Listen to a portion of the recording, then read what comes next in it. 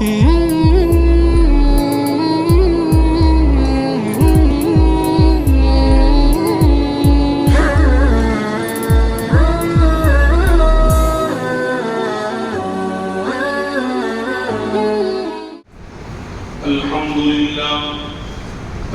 لله كفى وسلام على عباده الذين اصطفى أما بعد فأعوذ بالله من الشيطان الرجيم بسم الله الرحمن الرحيم إن الله يأمر بالعدل والإحسان وإيتاء ذي القربى وينهى عن الفحشاء والمنكر والبغي يعظكم لعلكم تذكرون صدق الله العظيم اللهم صل على سيدنا محمد وعلى آل سيدنا محمد وبارك وسلم اللهم صل على سيدنا محمد وعلى آل سيدنا محمد وبارك وسلم اللهم صل على سيدنا محمد وعلى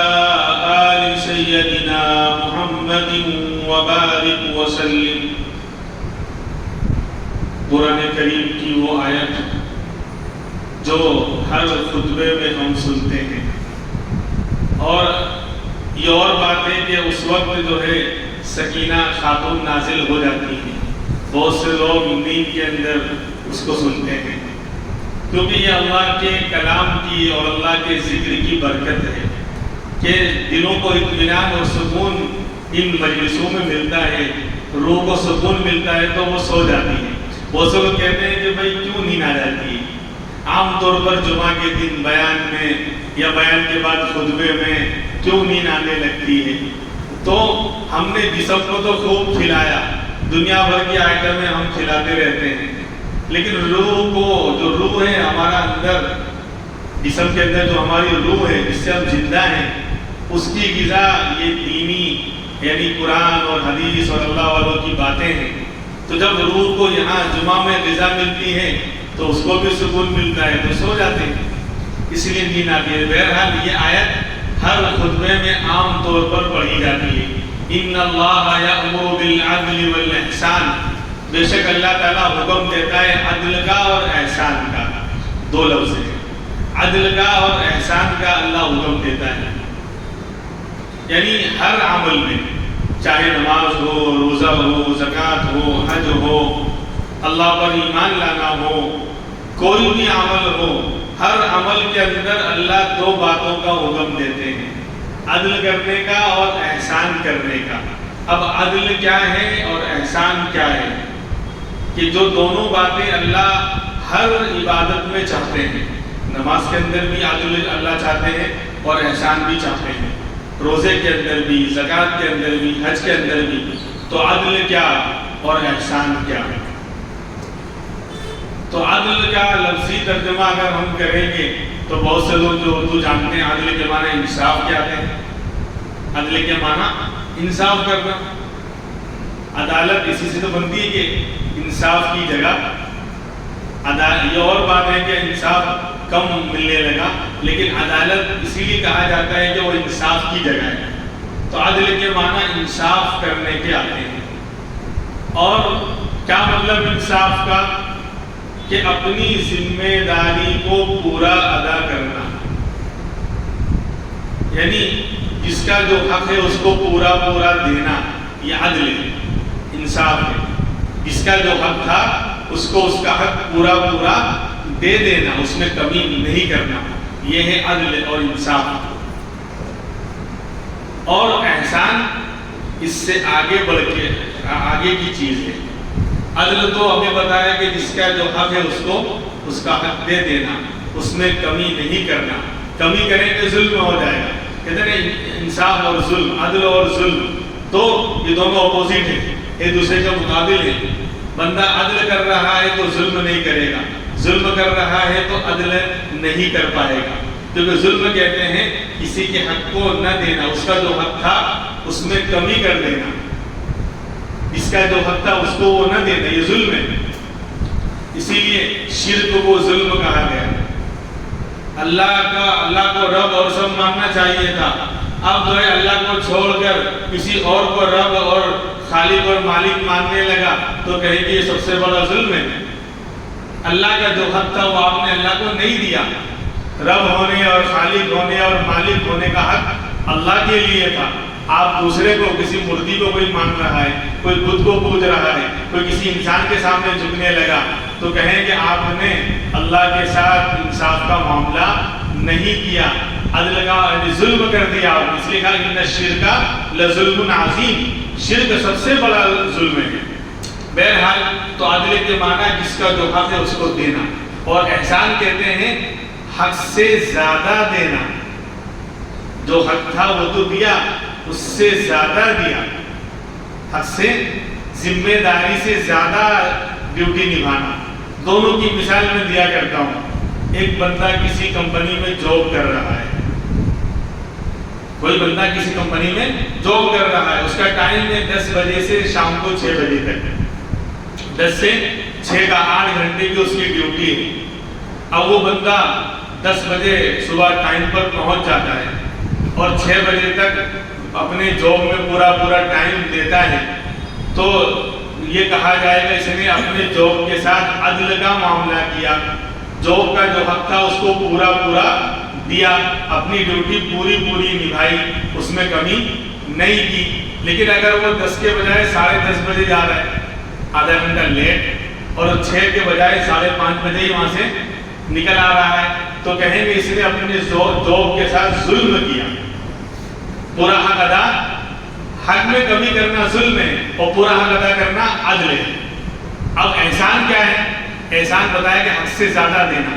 اب یہی بندہ 10 بجے کا ٹائم تھا لیکن 9:30 بجے پہنچ جاتا ہے, بیفور, آدھا گھنٹہ بیفور پہنچ جاتا ہے, اور شام کو 6 کے بجائے 7 بجے کام نمٹا کر آتا ہے, تو کیا کہیں گے اس نے اپنے جاب کے ساتھ کیا کیا؟ احسان کا معاملہ کیا. صرف عدل کا نہیں بلکہ آگے بڑھ کر حد سے زیادہ دیا. 6 بجے تک کا ٹائم کام کرنے کا تھا لیکن اس نے ایکسٹرا 1 گھنٹہ اور لگایا, تو کہیں گے اس نے حد سے زیادہ دیا, یعنی اس نے اپنے جاب کے ساتھ احسان کا معاملہ کیا.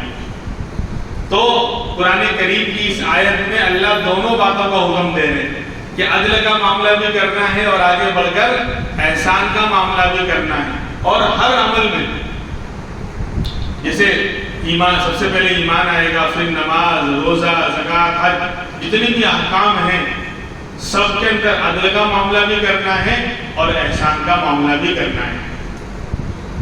اب ایمان کے ساتھ عدل اور احسان کا معاملہ کیا ہوگا؟ تو بھائی جن چیزوں پر ہم کو ایمان لانا ہے, جن چیزوں کو ہمیں دل سے ماننا ہے. ایک بندہ سب کو مان رہا ہے, ارے بچپن میں پڑھا تھا نا, آمنت باللہ وملائکتہ وکتبہ ورسلہ والیوم الآخر والقدر خیرہ وشرہ من اللہ تعالی والبعث بعد الموت. ایمان مفصل کہ اللہ پر ایمان, فرشتوں پر ایمان, کتابوں پر ایمان, رسولوں پر ایمان, آخرت کے دن پر ایمان, اچھی بری تقدیر پر ایمان, دوبارہ اٹھائے جانے اور زندہ کیے جانے پر ایمان. تو ایک بندہ ان سب کو مان رہا ہے, سب پر ایمان لا رہا ہے, تو یہ نہیں کہا جائے گا اس نے ایمان کے ساتھ عدل کا معاملہ نہیں کیا, بلکہ عدل کا معاملہ کیا. اللہ کو بھی مان رہا ہے, فرشتوں کو بھی مان رہا ہے, کتابوں کو بھی مان رہا ہے, سارے رسولوں کو بھی مان رہا ہے. جن جن چیزوں کو ماننا ہے, ایمان لانا ہے, سب کو مان رہا ہے. اور بغیر دیکھے تو ماننا ہے, دیکھ کر تو کل سب مانیں گے قیامت میں. ایمان غیب پر ہے, بغیر ہم نے اللہ کو دیکھا نہیں, ہم نے ہمارے نبی کو دیکھا نہیں, ہم نے قرآن کو اترتا ہوا نازل ہوتا ہوا دیکھا نہیں, ہم نے جنت جہنم کو دیکھا نہیں, فرشتوں کو دیکھا نہیں, ساری کتابوں کو اترتے ہوئے دیکھا نہیں, لیکن پھر بھی ہم یہ تو ایمان ہے, مانتے ہیں. یہ بنیادی. تو بہرحال تو بندہ سب کو مان رہا ہے تو کہا جائے گا اس نے ایمان کے ساتھ کیا کیا؟ عدل کا, ایمان کا جو حق تھا اس کو ادا کیا. اب احسان کیا ہے؟ ابھی بتایا کہ حد سے زیادہ دینا. اب سب کو مان رہا ہے, اس کے ساتھ ساتھ ہر وقت وہ بندہ جو ہے انہی چیزوں کو پڑھ رہا ہے.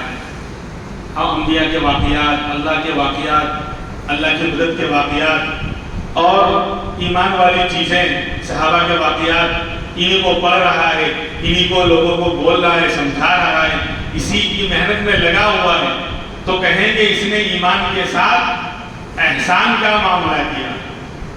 مانا وہ تو عدل تھا، جو حق تھا وہ تو ادا، اس کے ساتھ اشترا کہ ہر وقت اسی میں لگا ہوا ہے، لوگوں کو بھی سمجھا رہا ہے۔ ایمان کے بارے میں جو بھی ڈاؤٹس ہیں، اشکال، آج انسان یعنی میڈیا کا دور ہے، انٹرنیٹ کا دور ہے، زمانہ ہے، تو دنیا بھر کے لوگ سوالات ایمان پر، اللہ پر، نبی پر، کتابوں پر کرتے رہتے ہیں۔ اس نے اچھی طرح سب کا مطالعہ کیا، پڑھا اور لوگوں کو سمجھا رہا ہے، سارے ڈاؤٹس کلیئر کر رہا ہے، سارے اشکالات کا جواب دے رہا ہے، جم کر محنت کر رہا ہے، لوگوں کو بالکل مطمئن کر دے رہا ہے، ایمان والوں کے ایمان کو بچا لے رہا ہے، اچھی طرح سمجھا رہا ہے، تو کہیں گے اس نے ایمان کے ساتھ احسان کا معاملہ کیا، یعنی حد سے زیادہ دیا، کیونکہ یہ ساری ذمہ داری ہر بندے پر نہیں ہے، لیکن ایمان لانا، جن کو ماننا ہے، سب ہر چیز کو ماننا ہر مسلمان کی ذمہ داری ہے۔ تو عدل تو یہ تھا کہ جو ذمہ داری تھی اس کو نبھاؤ، وہ تو کیا، لیکن اس بندے نے آگے سب کو سمجھایا، سب کے ایمان کو بچایا اور اسی میں لگا ہوا ہے، تو کہیں گے اس نے ایمان کے ساتھ احسان کا معاملہ کیا، حد سے زیادہ دیا۔ دوسرے نمبر پر آتی ہے نماز۔ اب نماز کے اندر بھی اللہ کہتے ہیں عدل کا معاملہ کرو اور احسان کا معاملہ کرو۔ خطبے میں آیت پڑھی جائے گی، جب بہت سے لوگ سو رہے ہوں گے کہ اللہ حکم دیتا ہے عدل کا بھی اور احسان کا بھی، تو عدل اور احسان یہ نماز میں بھی آئے گا۔ اب نماز میں عدل کیا ہے؟ تو ایک بندہ نماز کے سارے فرائض، سارے واجبات، ساری سنتوں کو اچھی طرح ادا کر رہا ہے، کپڑے بھی شاندار بہترین پہن کر آ رہا ہے، وضو کر کے آ رہا ہے شاندار، اور جماعت کے ساتھ جماعت میں شامل ہو کر اچھے انداز میں نماز پڑھ رہا ہے، سارے فرائض، سارے واجبات، ساری سنتوں کو ادا کر رہا ہے، تو کہیں گے اس نے نماز کے ساتھ عدل کا معاملہ کیا۔ سمجھے نا عدل؟ یعنی جو ذمہ داری نماز کی تھی اس کو نبھایا۔ کوئی یہ نہیں کہے گا اس نے نماز کے اندر کمی کی، جب سارے فرائض، سارے واجبات، ساری سنتوں کو جان کر کیسے کھڑے ہونا ہے، کیسے نیت باندھنا ہے، کیا پڑھنا ہے، رکوع کیسے کرنا ہے، سجدہ کیسے کرنا ہے، اور رکوع سجدے میں کیا پڑھنا ہے، سارے فرائض، واجبات اور سنتوں کی پوری رعایت کرتے ہوئے جماعت کے ساتھ نماز کو ادا کر رہا ہے، تو کہیں گے اس نے نماز کے ساتھ کیا کیا؟ عدل کا معاملہ کیا، یعنی جو ذمہ داری تھی نماز کی اس کو پورا پورا نبھایا۔ لیکن اللہ کہتے ہیں کہ عدل کے ساتھ آگے بڑھو، احسان کا معاملہ بھی کرو۔ اب احسان کیا؟ تو خود اللہ کے رسول صلی اللہ علیہ وسلم نے بتلایا کہ نماز میں احسان کیا؟ حد سے زیادہ دینے کا نماز میں مطلب کیا ہوگا؟ تو فرمایا امام الانبیاء محمد الرسول اللہ صلی اللہ علیہ وسلم نے اعبد اللہ کأنک تراہ فإن لم تکن تراہ فإنہ یراک۔ اللہ کی عبادت ایسے کرو گویا تم اللہ کو دیکھ رہے ہو، اور اگر یہ کیفیت نہیں بنی تو کم سے کم نماز میں اس بات کا خیال کر لو اللہ مجھے دیکھ رہا ہے۔ یہ احسان، نماز میں احسان کا معاملہ کیسے آئے گا؟ احسان والا عمل نماز کے اندر کیسے پیدا ہوگا؟ تو دو طریقے بتائے کہ ایسے دھیان کے ساتھ، ایسی توجہ کے ساتھ، ایسے دل کی حضوری کے ساتھ تم نماز کو قائم کرو کأنک تراہ، گویا تم اللہ کو دیکھ رہے ہو، اللہ تمہارے سامنے ہے۔ سمجھے؟ مشاہدہ ہو، اللہ کا گویا مشاہدہ ہو گیا، گویا اللہ کا دیدار ہو گیا۔ بولے ایسا کیسے ہو سکتا ہے؟ It is very very possible, کیونکہ دنیا میں تو اللہ کا دیکھنا، دیدار کرنا ممکن نہیں، لیکن تصور کی، خیالات کی دنیا میں تو آ سکتا ہے۔ جس سے محبت زیادہ ہوتی ہے، تعلق زیادہ ہوتا ہے، تو اس کا محبوب آنکھوں کے سامنے ہوتا ہے۔ اس کا ایگزامپل، اس کی مثال، ایک ماں کو اچانک خبر ملے، ابھی پلین کریش ہو کہ تیرا نوجوان بچہ شہید ہو گیا، کچھ بھی نہیں تھا، بیمار نہیں تھا، 20-22 سال کا لڑکا تیرا جو ہے مر گیا، شہید ہو گیا۔ اب بتاؤ وہ اس کے محبت میں کیا ہو جائے گی؟ پاگل ہو جائے گی۔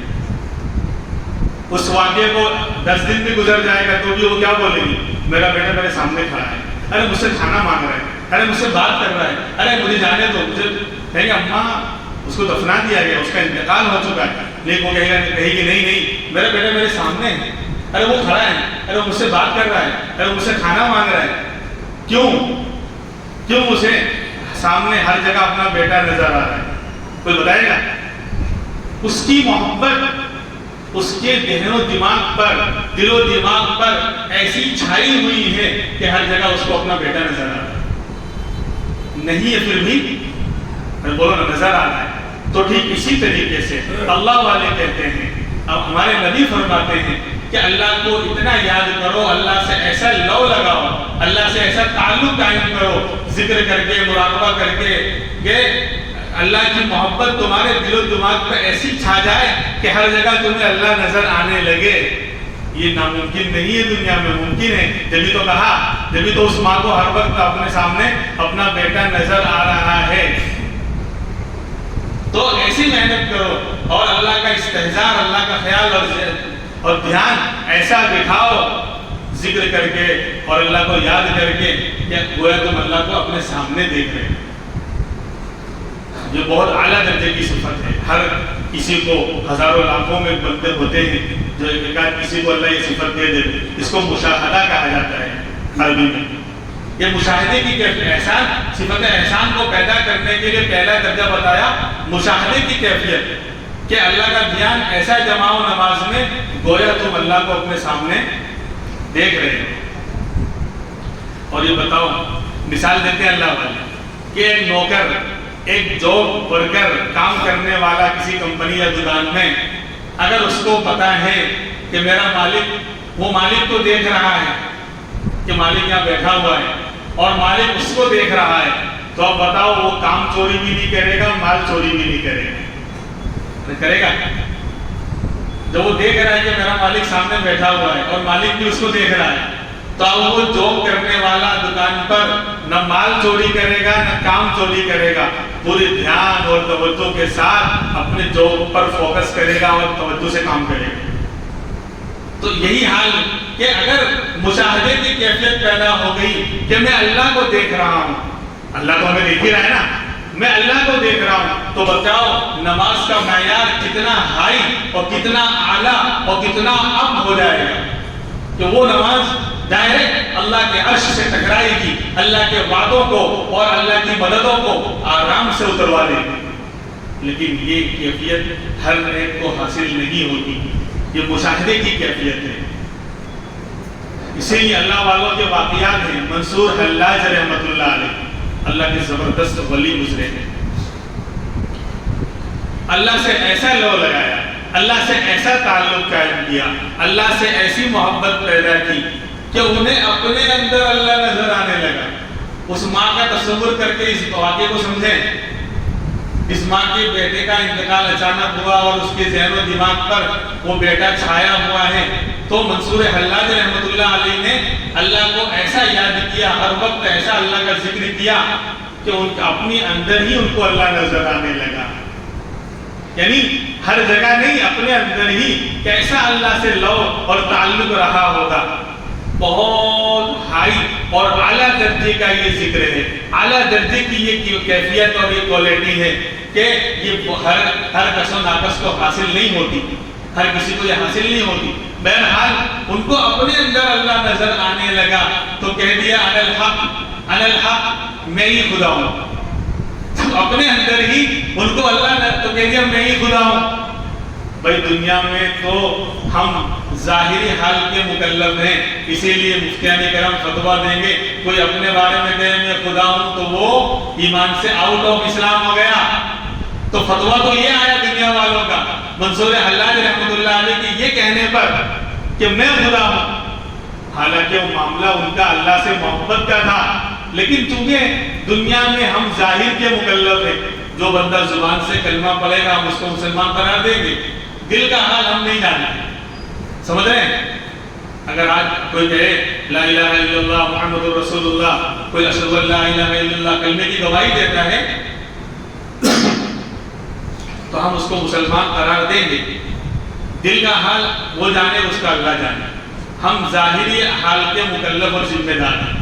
مفتیان کرام جو فتویٰ دیتے ہیں ظاہری حال پر، تو یہاں پر بھی جب وہ کہنے لگے میں خدا ہوں، حالانکہ ان کا کہنا تو بہت بالکل صحیح تھا، لیکن ظاہر میں یہ کفر والا جملہ ہے. کوئی بندہ اپنے آپ کو خالق اور مالک اور خدا کہنے لگ جاوے، خدائی کا دعویٰ کر دے وے، تو فتویٰ کیا لگے گا کہ تو کافر ہو گیا، تو مسلمان نہیں. تو فتویٰ تو وہی لگا اور ان کو قتل کیا گیا.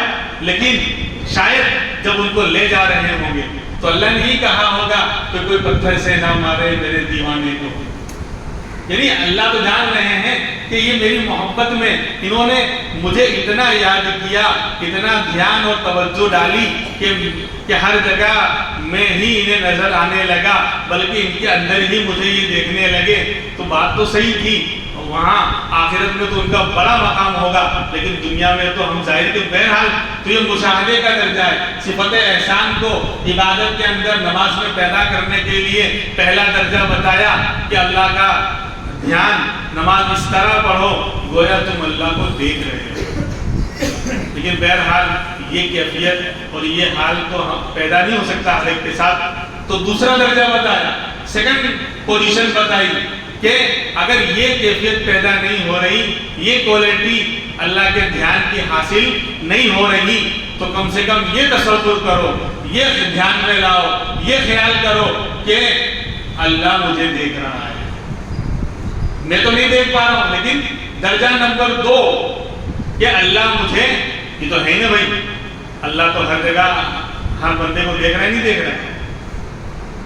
اگر یہ والی کیفیت، سیکنڈ نمبر والی کیفیت بھی پیدا ہو گئی تو بھی نماز ساتویں آسمان پر شاندار بن جائے گی، بہت یہ بھی اعلیٰ کوالٹی کی ہو جائے گی. لیکن دل پر ہاتھ رکھ کر میں ہر ایک سے یہ سوال کرتا ہوں اور یہ پوچھتا ہوں، یہ کوئی بیان نہیں ہے بلکہ اپنی زندگی کا ایک استحضار ہے، یہ سبق ہے کہ ہم نے ہزاروں نمازیں پڑھی، آج تک ہم نے ہزاروں نمازیں پڑھی، اور نماز کس کے لیے تھی؟ اللہ کے لیے تھی. لیکن کم وقت شیطان اور نفس کے جال میں، دنیا کے دھندوں میں ہم ایسے پھنسے ہوئے ہیں کہ ایک نماز میں بھی وہ یاد ہی نہیں آیا، شاید ہی کبھی یاد آئے. یعنی نیت باندھنے سے لے کر سلام پھیرنے تک رکوع بھی ہوا، سجدہ بھی ہوا، قیام بھی ہوا، قاعدہ بھی ہوا، اللہ کی بڑائی بھی، سبحان ربی الاعلیٰ، سبحان ربی العظیم، الحمدللہ رب العالمین، اللہ کی تعریف، اللہ کی حمد و سلامی ہوئی.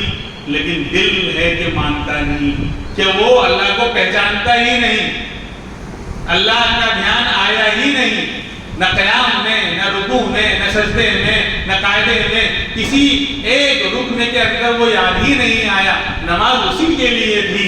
لیکن اگر اتنا بھی انشاءاللہ آج کی نماز میں دھیان پیدا کرنے کی کوشش کریں گے انشاءاللہ، ابھی جمعہ سے ہی انشاءاللہ ہم کم سے کم یہ والا استحضار تو پیدا کریں گے نیت باندھتے وقت ہی کہ اللہ مجھے دیکھ رہا ہے، میرا رب مجھے، تو نماز میں جان پڑ جائے گی. یہ صفت احسان ہے، یہ صفت احسان ہے کہ نماز بندہ ایسی پڑھے گویا وہ اللہ کو دیکھ رہا ہے، گویا اللہ کو دیکھ رہا ہے. اور اگر یہ کیفیت پیدا نہ ہو تو کم سے کم اتنا دھیان کرے کہ اللہ مجھے دیکھ رہا ہے. یہ دوسرا درجہ ہے، اس کو مراقبہ کہا جاتا ہے. اسی لیے اللہ والے اللہ کا دھیان پیدا کرانے کے لیے مراقبہ کرواتے ہیں، آنکھیں بند کر کے. یہ دل میں خیال کرو کہ اللہ کی رحمت آ رہی ہے، دل میں سما رہی ہے، اور دل کی ساری گندگیاں دور ہو کر میرا دل اللہ اللہ کہہ رہا ہے. یہ اسی لیے کرواتے ہیں تاکہ اللہ کا دھیان ہو، کم سے کم اتنا تو خیال آوے کہ اللہ مجھے دیکھ رہا ہے. پہلا درجہ تو حاصل کرنے سے ہم لوگ رہے کہ میں اللہ کو دیکھوں، یہ تو نہیں ہو پا رہا ہے. کم سے کم اتنا تو خیال آوے کہ اللہ مجھے دیکھ رہا ہے. یہ بھی آ جائے گا تو کام ہو جائے گا. اس کو مراقبہ کہا جاتا ہے، اس کو مراقبہ کہا جاتا ہے. اور مشاہدے والا، چونکہ اسی لیے کہا کہ مشاہدے کا درجہ یہ بتایا کہ اللہ کا دھیان ایسا کرو گویا تم اللہ کو دیکھ رہے ہو، ریئل میں نہیں، گویا تمہارے خیال و ذہن میں جب اللہ کی محبت چھا جائے گی اس ماں کی طرح تو ہر جگہ تمہیں اللہ نظر آئے گا. جسے اس ماں کو اس کا بیٹا ہر جگہ نظر آ رہا تھا. جو شہید ہو گیا. تو یہ مشاہدے میں یہ کہا کہ گویا تم اللہ کو دیکھ رہے ہو، ریئل میں دیکھنا دنیا میں امپوسیبل ہے، یعنی اللہ کا دیدار دنیا میں نہیں ہو سکے گا. اسی لیے تو موسیٰ علیہ السلام کا واقعہ ہے. اللہ تبارک و تعالیٰ نے موسیٰ علیہ السلام کو کلیم اللہ بنایا تھا. آپس میں ہم کلام ہوتے تھے، اللہ سے ڈسکس ہوتا تھا، بات ہوتی تھی، کوہ طور پر تشریف لے جاتے تھے اور ڈائریکٹ اللہ کی طرف سے آواز آتی تھی، بات ہوتی تھی، یہاں سے ریپلائی کرتے تھے تو وہاں سے جواب آتا تھا اور آپس میں گفتگو کرتے تھے. جب محبت کے اندر یہ محبت کی بات ہے کہ جب جس پر انسان مرتا ہو، جس پر فدا ہو، ہر طرح سے قربان اور مہربان ہو، جس کے دیدار کے لیے اور جس سے بات کرنے کے لیے ہر وقت کوشش کرتا ہو، اگر سامنے سے کال آ جائے تو جس کے لیے ہر وقت حیران اور پریشان تھا کہ دیدار ہو جاوے، تھوڑی دیر کی بات ہو جاوے، لیکن یہ تو ہونے سے رہا، سامنے سے ہی کال آ گیا تو بندہ پاگل ہو جائے گا، دیوانہ ہو جائے گا اور 2 بات کرنے کی جگہ 10 باتیں کرے گا. اسی بہانے جو ہے محبوب سے بات کرنے کا موقع مل رہا ہے. تو موسیٰ علیہ السلام کا حال یہی تھا کہ وَمَا تِلْكَ بِيَمِينِكَ يَا مُوسَىٰ، اللہ نے پوچھا کہ موسیٰ تمہارے دائنے ہاتھ میں کیا ہے؟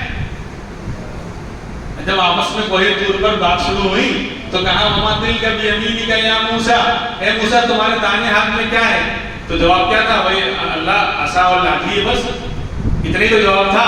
لیکن کہا کہ محبوب کی طرف سے سامنے سے کال آ گیا ہے، سامنے سے ہی، جس کے لیے میں ہمیشہ پریشان تھا، تو سامنے سے ریپلائی آ گیا ہے، ڈائریکٹ کال آ گیا ہے. تو آپ بہانے سے لمبی بات کی. قال هي عصاي اتوكل عليها واهش بها على غنمي ولي فيها مآرب اخرى. پہلا جملہ، پہلا سینٹینس، پہلا واقعہ جو ہے وہ جواب تھا. کیا؟ قال هي عصاي، یہ اللہ یہ میری لاٹھی ہے، یہ میری لاٹھی. جواب ہو گیا. لیکن کہتے ہیں کہ جب محبوب کی طرف سے بات کال آئی ہے، بات ہو رہی ہے، تو کہا کہ اللہ میاں آپ کو معلوم ہے میں اس پہ کیا کرتا ہوں؟ اتوکل علیہا، ارے اس پر ٹینکی لگاتا ہوں. کبھی لمبا کھڑا ہونا ہوتا ہے نا تو اس پر اللہ میں ٹینکی لگا لیتا ہوں. وَأَحُسُّ بِهَا عَلَىٰ غَنَمِي، اور اس سے اللہ میں آپ کو معلوم ہے کیا کرتا ہوں؟ کبھی جو ہے اپنی بکریوں کو چرانے جاتا ہوں نا تو پتے جھاڑنے پڑتے ہیں، توڑنے پڑتے ہیں، تو اس سے جھاڑتا ہوں پتے تاکہ جانور کھا لے لے. اور اللہ میاں اور آپ کو معلوم ہے وَلِيَ فِيهَا مَآرِبُ أُخْرَىٰ، اور بہت سارے کام کرتا ہوں اس کے ذریعے.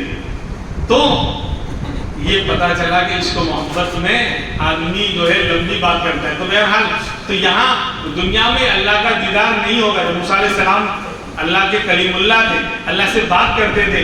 جب محبت آگے بڑھی تو کہا ربی ارنی انظر الیک، اللہ دیدار تو کروا دیجئے، ایک جھلک دکھلا جا، اللہ ایک جھلک تو دکھلا دیجئے. ربی ارنی انظر الیک، اللہ مجھے موقع دے کہ میں آپ کو دیکھوں. قال لن ترانی، فرمایا کہ ہرگز تم مجھے دنیا میں نہیں دیکھ سکتے. اللہ کے انوارات، اللہ کی تجلی، اس کا پاور اتنا ہائی ہے کہ دنیا کی آنکھوں میں اللہ نے وہ طاقت، وہ پاور نہیں رکھا کہ دنیا کی آنکھوں سے انسان اللہ کے نور کو اور اللہ کے دیدار کو کر سکے اور دیکھ سکے. کہتے ہیں وہ اپنے نور میں مستور ہے، جس کو دیکھنے گئے موسیٰ علیٰ کوہ طور ہے. جب دیکھا، آگے نہیں کہوں گا، آگے تو باقی ہے واقعہ. تو اللہ اپنے نور میں مستور ہے. اللہ کی اصل ریئل ذات کیا ہے ہم اس کو نہیں جان سکتے. وہ 70,000 نور کے پردوں میں چھپا ہوا ہے. اسی کو میں کہہ رہا ہوں وہ اپنے نور میں مستور ہے. جس کو دیکھنے گئے موسیٰ کہاں؟ اللہ کوہ طور ہے، کوہ طور پر دیکھنے گئے تھے. اسی لیے شاعر نے کہا تو دل میں تو آتا ہے سمجھ میں نہیں آتا. اللہ کے بارے میں تو دل میں تو آتا ہے سمجھ میں نہیں آتا. میں جان گیا تیری پہچان نہیں ہے. جو دل میں آوے سمجھ میں نہ آوے اسی کو رب اور خدا کہا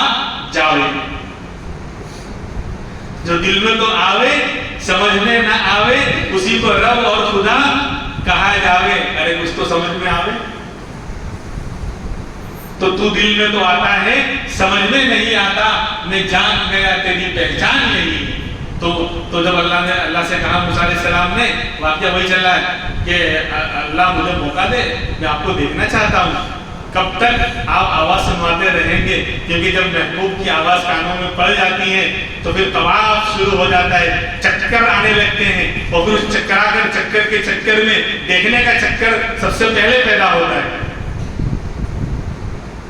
آج نوجوان لوگ زیادہ خوش نظر آ رہے ہیں. اللہ کرے کہ یہ دنیا کی محبت حقیقی محبت میں کنورٹ ہو جائے, اللہ سے یہ محبت ہمارے اندر پیدا ہو جائے. خیر, تو فرمایا کہ لن ترانی, اے موسیٰ تم مجھے دیکھ نہیں سکتے, ہاں لیکن چونکہ تم میرے کلیم اللہ ہو. اللہ کو بھی آپ سے محبت تھی. اور بھائی محبت کا سلسلہ وہاں سے شروع ہوتا ہے. یہ ہماری غلط فہمی ہے کہ ہم اللہ سے محبت کر رہے ہیں. اللہ ہم سے محبت کر رہا ہے پہلے. اس کی عطاؤں کا کیا ٹھکانہ ہے جس کے زیر نگی سارا زمانہ ہے. یہی فلسفہ, یہی قصہ مجھے ہر سو بتانا ہے کہ جس کی محبت کے سائے تلے سارا زمانہ ہے. شعر و شاعری تو ایسی بن جاتی ہے بھائی, لوگ باقاعدہ شعراء کو دیکھنے اور سننے جاتے ہیں, ہم تو یوں شعر بنا دیتے ہیں. یہ تو بہت نیچے کی بات ہے. اچھا قرآن و حدیث کا علم ہے, اس کے مقابل میں کوئی نہیں آ سکتا. خیر, تو موسیٰ علیہ السلام نے کہا کہ میں اللہ جب آپ نے دیدار یعنی بات کرنے کا موقع دیا تو میں آپ کو دیکھنا چاہتا ہوں, مجھے موقع دیجیے کہ میں آپ کا دیدار کرنا. فرمایا کہ تم ہرگز نہیں دیکھ سکتے. تمہیں کہہ رہا تھا کہ اللہ کو بھی محبت ہے ہم سے. ہاں, یحبہم کیا ہے, یحب اللہ. قرآن کی آیت ہے جہاں اللہ کی محبت کا تذکرہ پہلے ہے, پھر بندوں کی محبت کا تذکرہ اللہ سے بعد میں. فسوف یجعل اللہ بقوم یحبہم ویحبونہ. یہ آیت بتا رہی ہے یہ جو ہم اللہ کے گھر میں بیٹھے ہوئے ہیں ایمان کے ساتھ, لا الہ الا اللہ محمد رسول اللہ کا سب سے قیمتی سرمایہ لے کر, حالانکہ اس کی قیمت نہیں پہچان پا رہے ہیں, اس کو لے کر بیٹھے ہوئے ہیں آج اس کے گھر میں, اس کے سامنے اپنی پیشانی کو جھکانے کے لیے جو بیٹھے ہوئے ہیں. اس میں ہمارا زیادہ کمال نہیں ہے, اس رب کا کمال ہے. اس نے پہلے محبت کی نگاہ ڈالی ہے تو ہمیں اپنے گھر میں بلایا ہے کہ اللہ ہم سے محبت کرتا ہے, پھر ہم اللہ سے محبت کرتے ہیں. قرآن کہہ رہا ہے اللہ کی محبت آپ ہیں, پہلے نمبر پر ہے. اللہ نے محبت کی اس لیے ہم اللہ کے گھر میں آئے ہیں. تو موسیٰ علیہ السلام سے اللہ کو بھی محبت تھی, تو کہا موسیٰ ایک حل ہے اس کا, آپ میرا دیدار کرنا چاہتے ہیں, آپ مجھے دیکھنا چاہتے ہیں, تو اس کا ایک حل ہے. کیا کہ میں اپنی تجلی اور اپنا عکس پہاڑ پر ڈالتا ہوں. ڈائریکٹ تو تم میرے نور کو تجلی کو دیکھ نہیں پاؤ گے, لیکن میں اس کا عکس پہاڑ پر ڈالتا ہوں. پھر تم اس کی زیروکس کاپی دیکھنا. اوریجنل تم ڈائریکٹ میرے نور کو نہیں دیکھ پاؤ گے, لیکن میں اس کا عکس اور تجلی کس پہ ڈالتا ہوں, پہاڑ پر. پھر تم اس پہاڑ کو اگر دیکھ پاؤ گے زیروکس کاپی کو, تو اوریجنل کو دیکھ پاؤ گے. یہ سمجھانے کے لیے زیروکس کاپی بول رہا ہوں کہ اگر تم جو میں نے تجلی پہاڑ پر ڈالی تو تم اس پہاڑ کو اگر تم نے دیکھ لیا تو پھر تم مجھے دیکھ پاؤ گے. لیکن تو کیا ہوا, فَلَمَّا تَجَلَّىٰ رَبُّهُ جَعَلَهُ دَكَّا. جب اللہ نے اپنی تجلی اپنے نور کا فوس پہاڑ پر ڈالا, وہ تو جل کر چکنا چور ہو گیا. ویسا آج بھی وہ کالا پہاڑ موجود ہے, جلا ہوا. مولانا یوسف صاحب رحمۃ اللہ علیہ سے کانٹیکٹ کریں گے تو آپ کو بتائیں گے موبائل بہت اچھی چیز بھی ہے, بہت بری چیز بھی. تو وہ کالا اور ریزہ ہو گیا. اب موسیٰ علیہ السلام نے جب اس پہاڑ کو دیکھا, فخر موسیٰ صعیقا, تو گش کھا کر بے ہوش ہو کر گر گئے. یعنی اللہ کی اس نور کی تجلی کا عکس اور زیروکس کاپی اتنی حسین تھی، اتنی خوبصورت تھی. اور ایندھن کی بات نہیں کر رہا ہوں، جو عکس پہاڑ پر اللہ نے ڈالا تھا اور وہ ریزہ ریزہ ہو گیا تھا، وہ نور اتنا خوبصورت تھا، وہ زیروکس والا، کہ موسیٰ علیہ السلام کی آنکھیں اس کو برداشت نہیں کر پائیں. وہ آنکھیں اس نور کو جو زیروکس والا تھا اس کو برداشت نہیں کر پائی، اور اس کے یعنی برداشت نہ کرنے کی بنا پر بے ہوش ہو کر گر پڑا. اور پھر بعد میں اللہ سے معذرت کرنے لگے. فلما افاق قال انی تبت الیک، اللہ میں آئی ایم سوری، معاف کرنا، یہ میرے بس کا نہیں ہے، میں تو زیروکس کو بھی نہیں دیکھ پایا. اور بعض روایتوں میں، در منصور کی بعض روایتوں میں ہے کہ اس وقت جو کہ کوہ طور پر کوئی نہیں تھا، موسیٰ علیہ السلام اکیلے تھے. اس وقت اس زیروکس، اللہ کے زیروکس کو دیکھنے کی وجہ سے ان کے آنکھوں کے اندر جو نور اترا تھا، اس نور کے ذریعے موسیٰ علیہ السلام کی ذات، ان کا چہرہ اتنا نورانی ہو چکا تھا، اتنا خوبصورت ہو چکا تھا، اتنا حسین ہو چکا تھا کہ اگر کوئی دوسرا انسان ان کو دیکھ لیتا تو وہ یعنی خوبصورتی کو برداشت نہ کرنے کے مارے مر جاتا. یہ در منصور کی روایت میں موجود ہے. یعنی عکس کا عکس، تو موسیٰ علیہ السلام کا چہرہ اتنا خوبصورت ہو گیا تھا کہ کوئی دوسرا اگر وہاں پر ہوتا تو وہ برداشت نہیں کر پاتا، وہ مر جاتا. اللہ اتنے حسین ہے، اتنے خوبصورت ہے، اور اللہ اپنا دیدار کل قیامت میں جنت میں کروائیں گے. لیکن کس کو کروائیں گے؟ جو صفت احسان کے ساتھ رہے گا. عبادت ان اللہ یامر بالعدل، میں نے آیت شروع کی تھی، لیکن نماز پر ہی ہماری بات پوری ہو گئی. ابھی تو زکوٰۃ اور پوری شریعت باقی ہے. اسی لیے اللہ نے حکم دیا ہے عدل کا بھی اور احسان کا بھی. ہر خطبے میں یہ آیت اس لیے ہمارے سامنے بیان کی جاتی ہے. تو یہ احسان ہے نماز کے اندر کہ اللہ کی عبادت ایسی کرو گویا میں اللہ کو دیکھ رہا ہوں. اگر یہ پیدا نہ ہو تو کم سے کم یہ تو خیال لاؤ کہ میرا اللہ مجھے دیکھ رہا ہے. جو لوگ اس کی کوشش کریں گے، صفت احسان کو پیدا کرنے کی کوشش کریں گے، کل قیامت میں چونکہ اس کے اندر کوشش کیا کی اللہ کو دیکھنے کی، تو کل قیامت میں ریئل میں ان احسان کرنے والوں کو اللہ اپنا دیدار کروائے گا. یہاں محنت کی ہے نا اللہ کو دیکھنے کی، تو کل ریئل میں اللہ قیامت میں اپنا دیدار کروائے گا. اللہ تبارک و تعالی عمل کی توفیق عطا فرمائے. وآخر دعوانا الحمدللہ رب العالمین.